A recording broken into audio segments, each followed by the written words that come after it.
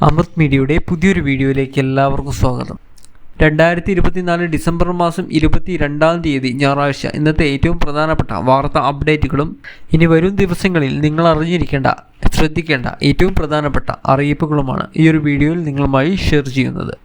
അപ്പോൾ എല്ലാവരും ആദ്യം തന്നെ ഈ ഒരു വീഡിയോ ലൈക്ക് ചെയ്തു വെക്കുക, എങ്കിൽ കൂടുതൽ ആളുകളിലേക്ക് ഈ ഒരു വീഡിയോ എത്തിച്ചേരുന്നതായിരിക്കും. ചാനൽ ഇതുവരെ സബ്സ്ക്രൈബ് ചെയ്യാനും ആ ബെൽ നോട്ടിഫിക്കേഷനിൽ ഓൾ എന്ന ഓപ്ഷൻ എനേബിൾ ചെയ്യുവാനും മറക്കരുത്.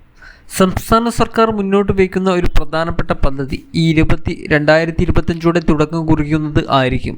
സ്മാർട്ട് കിച്ചൺ പദ്ധതിയുടെ പുതിയ പരിഷ്കരിച്ച പതിപ്പാണ് ഇപ്പോൾ ഗൃഹോപകരണങ്ങളൊക്കെ തന്നെ സബ്സിഡി നിരക്കിൽ വിതരണം ചെയ്യുന്ന അല്ലെങ്കിൽ ഇൻസ്റ്റാൾമെന്റ് വ്യവസ്ഥയിൽ വിതരണം ചെയ്യുന്ന സ്കീം.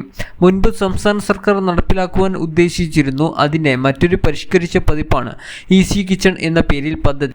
അത് നമ്മുടെ സംസ്ഥാനത്തെ വീട്ടമ്മമാർക്ക് ഇവർക്ക് വേണ്ടി നടപ്പിലാക്കുവാനായിട്ട് പോവുകയാണ്. ഒരു വീട്ടമ്മയ്ക്ക് അവരുടെ അടുക്കള നവീകരിക്കുന്നതിന് വേണ്ടിയിട്ടാണ് 75,000-ഓളം രൂപ, അതോടൊപ്പം തന്നെ ഇലക്ട്രിഫിക്കേഷൻ ഉൾപ്പെടെയുള്ള വിവിധ കാര്യങ്ങൾ പൂർത്തീകരിക്കുന്നതിന് വേണ്ടി 6,000 രൂപ പ്രത്യേക സഹായം കൂടി ഇതിലൂടെ ലഭിക്കുന്നുണ്ട്. തദ്ദേശ വകുപ്പ് MP രാജേഷാണ് ഇക്കാര്യം അറിയിച്ചുള്ളത്. അടുത്ത പ്രധാനപ്പെട്ട അറിയിപ്പ്, ക്രിസ്തുമസ് ഒക്കെ വരികയാണ്.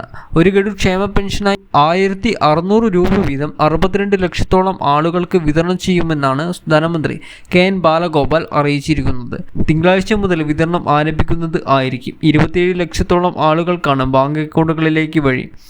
ശേഷിക്കുന്നവർക്ക് സഹകരണ സംഘങ്ങൾ വഴി നേരിട്ട് വീടുകളിലും എത്തിച്ചു നൽകുന്ന രീതിയിലേക്ക് ഡിസംബർ മാസത്തിൽ വിതരണം ചെയ്യുന്നത്. പെൻഷൻ വാങ്ങുന്ന സ്ത്രീ ഗുണഭോക്താക്കൾ ശ്രദ്ധിക്കുക. വിവിധ ക്ഷേമ പെൻഷൻ, അതോടൊപ്പം തന്നെ അവിവാഹിത പെൻഷൻ എന്നീ സ്കീമുകളിൽ ആനുകൂല്യം വാങ്ങുന്നവരാണ് ശ്രദ്ധിക്കേണ്ടത്.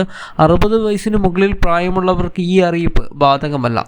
പ്രത്യേകം ശ്രദ്ധിക്കുക. സാക്ഷ്യപത്രം സമർപ്പണം, അതായത് നോൺ റീമാരേജ് സർട്ടിഫിക്കറ്റ്, പുനർവിവാഹിതയല്ല അല്ലെങ്കിൽ വിവാഹം ചെയ്തിട്ടില്ല എന്ന് തെളിയിക്കുന്ന സാക്ഷ്യപത്രങ്ങൾ ഇപ്പോൾ നമ്മുടെ പഞ്ചായത്തുകളിൽ അല്ലെങ്കിൽ മുനിസിപ്പാലിറ്റി, കോർപ്പറേഷൻ ഇവിടെയൊക്കെ എത്തിക്കുവാനുള്ള സമയമാണ് വന്നിരിക്കുന്നത്.